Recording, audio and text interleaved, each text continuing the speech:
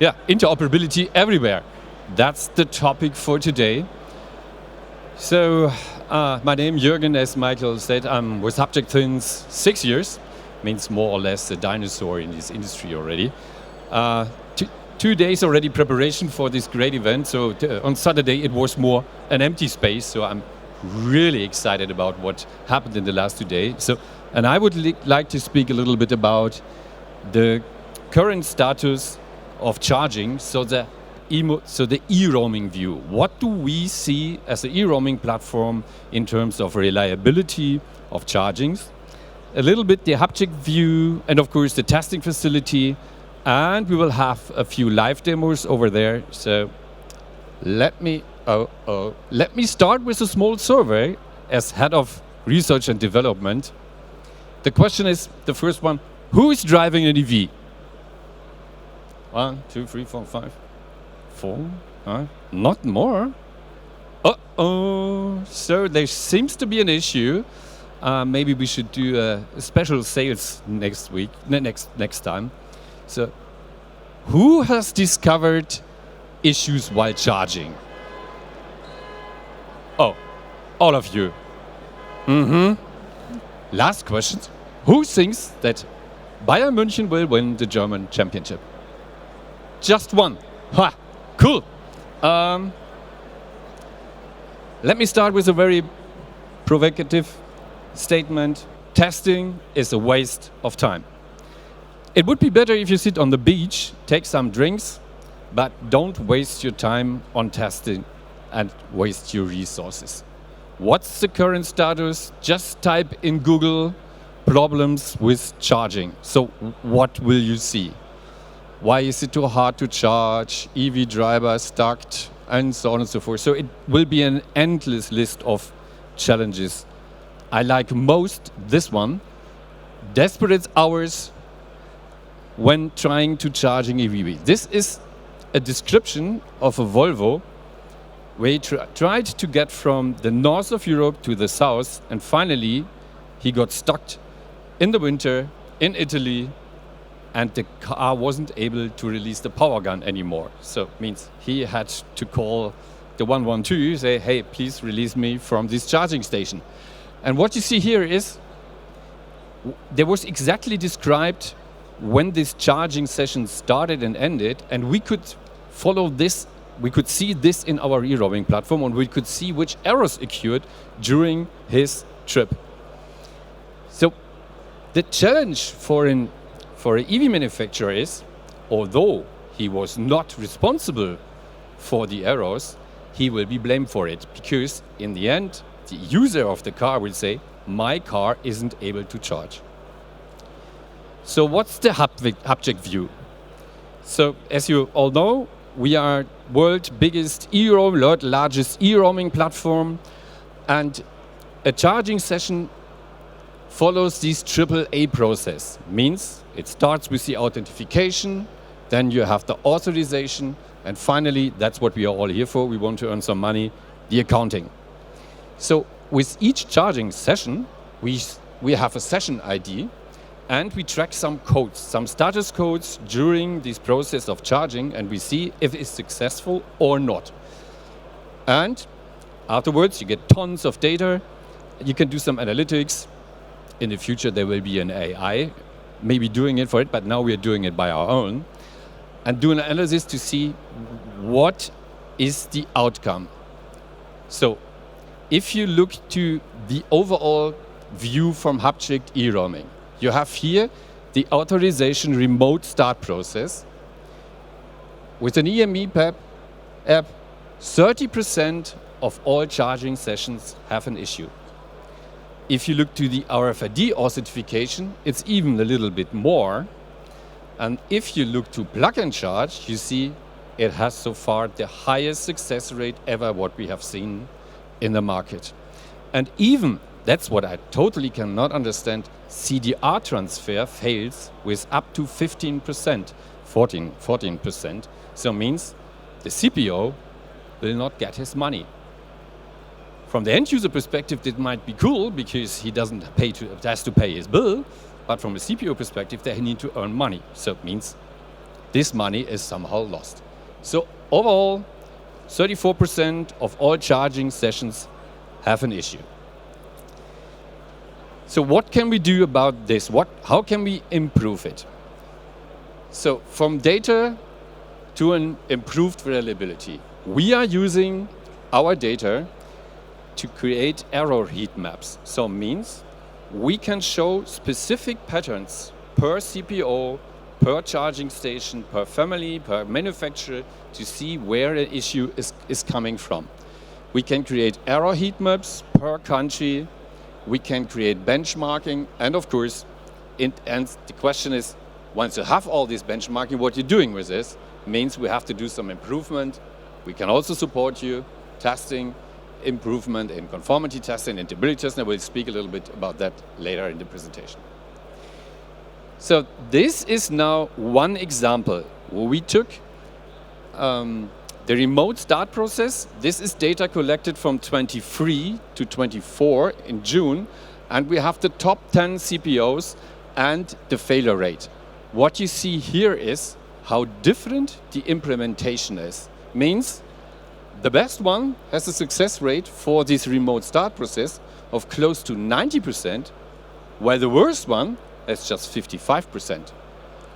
And you can see in average it's close that 30% in average have an issue. And the question is, how do you evaluate this in the situation of a CPO? How do you know if your CPMS has a good implementation? Because others will not share these data. And how do you benchmark yourself? Where do you get these benchmarks to see if you're good or not? So what we did is, okay, let's take the worst case, what we found in our platform.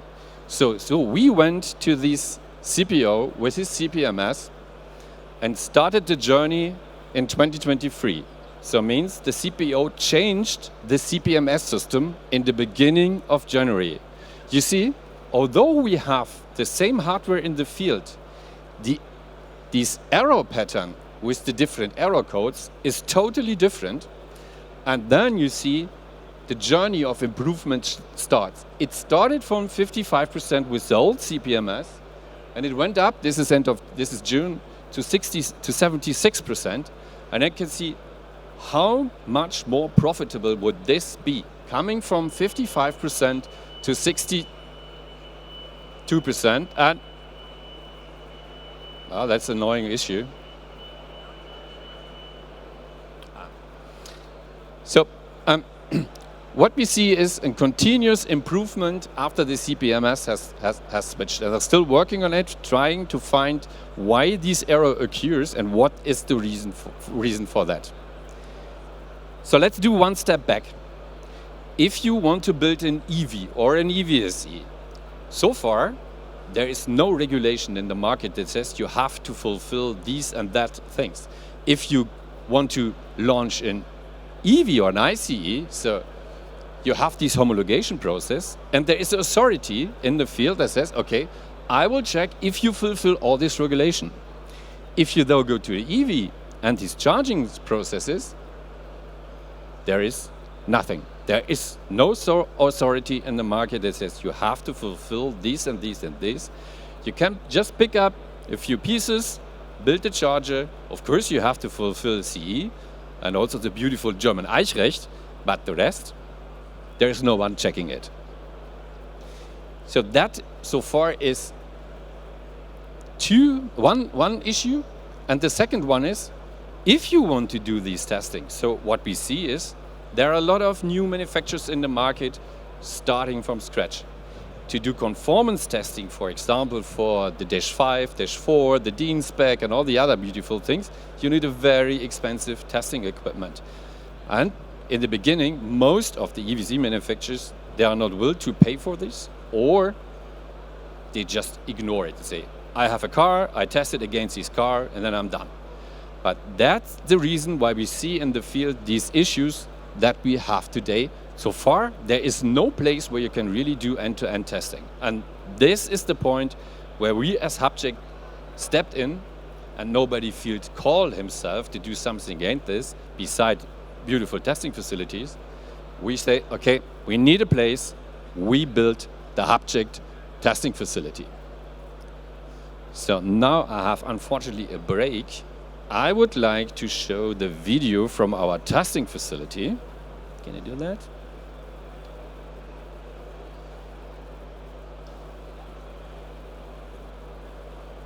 Da, da, da, da, da, da, da.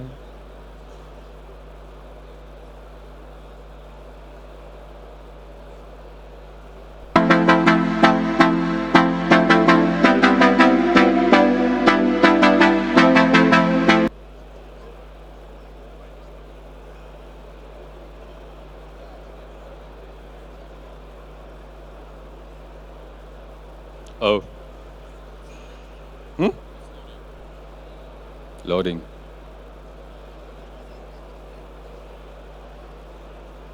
You see, testing.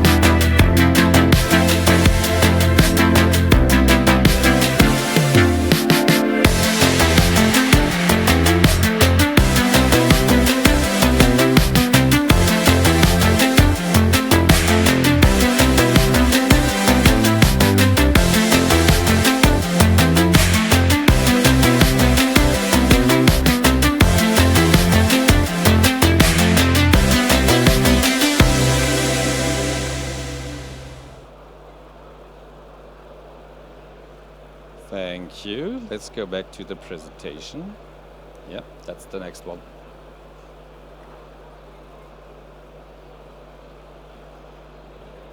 So, sorry for that break.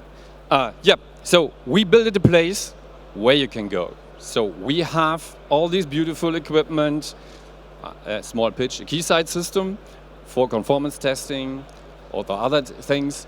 So you as an EVC manufacturer, EV manufacturer, CPMS manufacturer, you can come to a testing facility and we have a full end-to-end setup that supports you with your testing.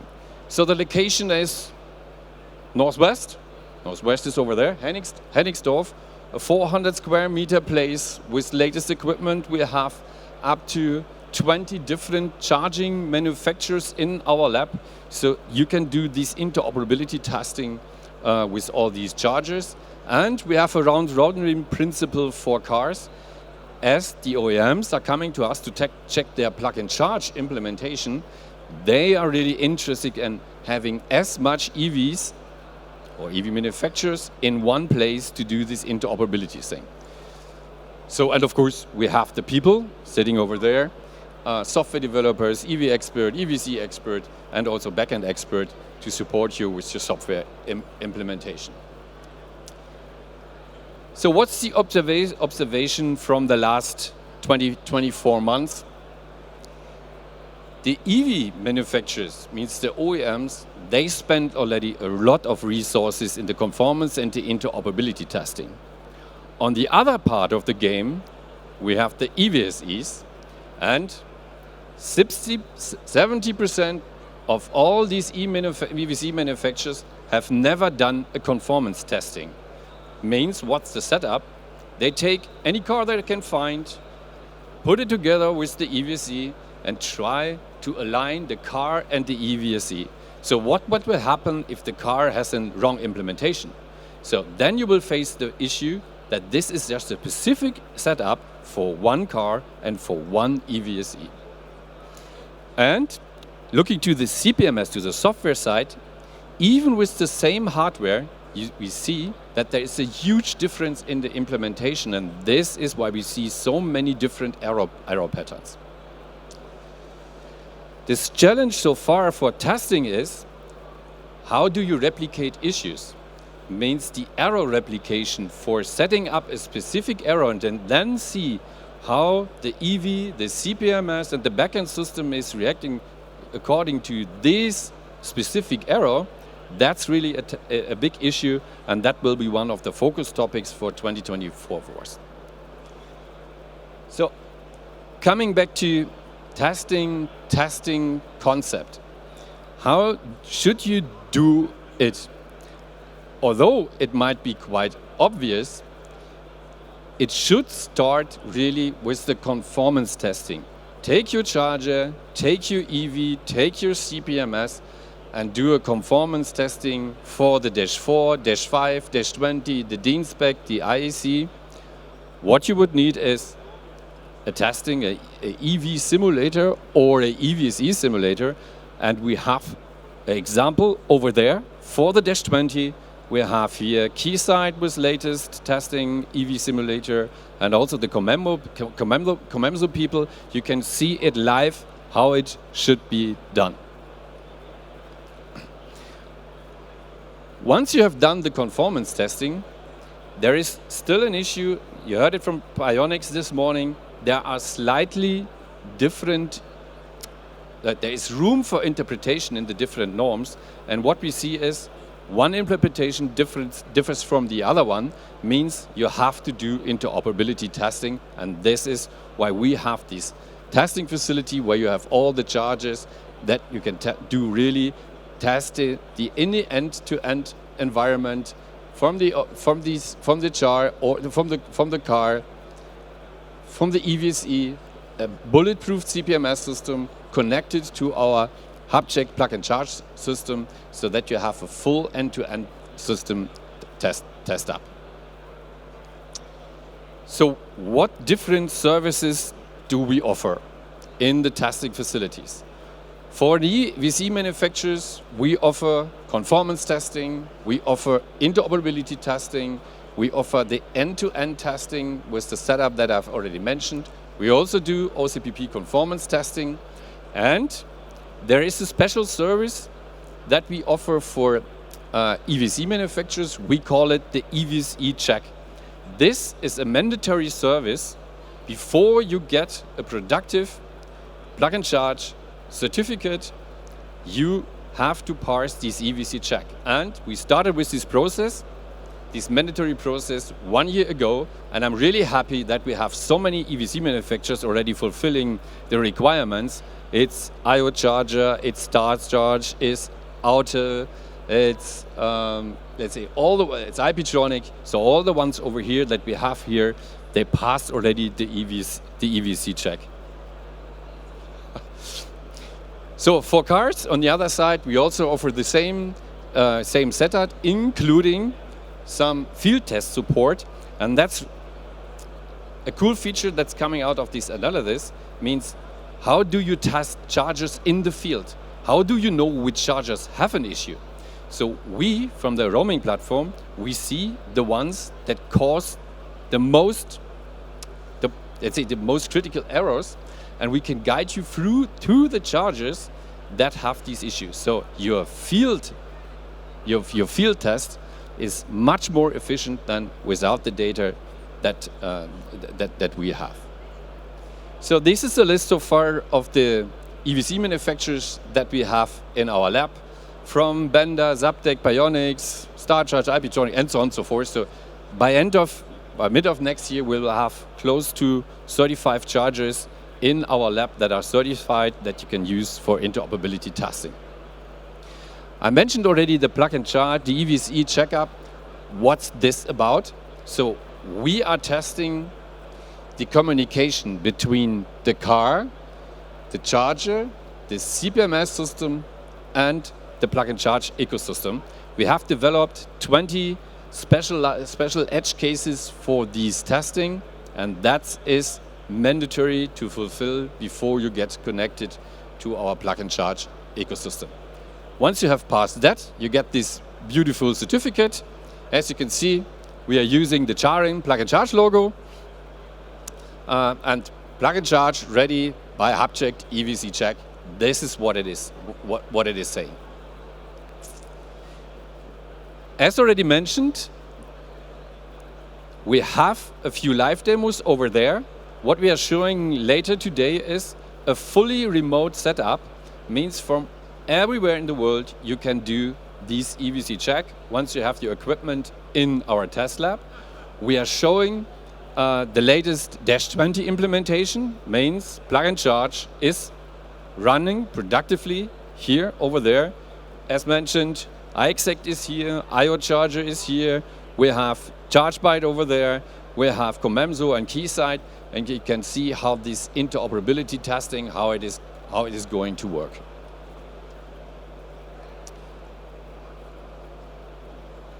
So I started with this provocative claim: testing is a waste of time and resources.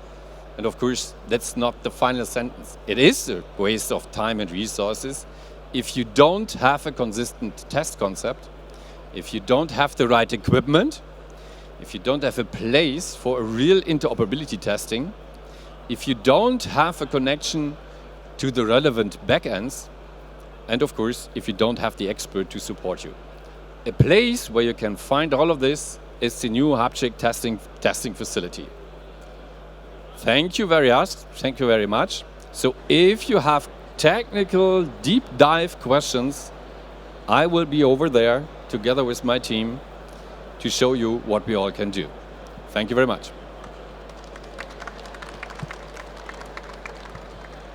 Thank you, Jürgen. Any questions? Anyone would like to address as of now? The gentleman. Any questions? Hi. Yeah. So. If you have EVSE and an EV with a good conformance test, and still you have interoperability problems, can you make the conformity test more specific?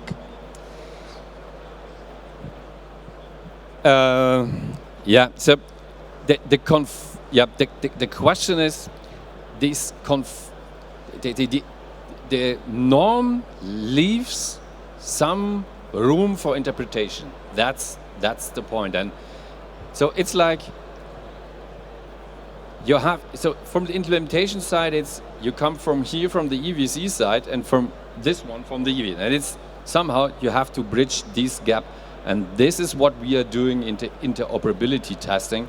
We really try to bring people to the point that we have the same understanding about how this should have been implemented. So and if we have all these EV manufacturers, we are in a very good way that we have the same understanding, although from the EV side as from the EVSE manufacturer side. This is why we're doing this interoperability testing. Sorry. That means no. No. Further questions? No. Anyone would like to give it a try? Thank you. Just from the organizational side, are those slides available somewhere to download? Yes. For there is a afterwards there is a summary of our presentation that's available, but I don't know if all presentations that are done here have it. Thank you our very stuff much. is, and send me just a note. I Perfect. will send it to you. Thank you very much. Yeah. Okay, thank you for your attention. Then we are done. So a round of applause to our own Jürgen, head of R&D on end-to-end interoperability.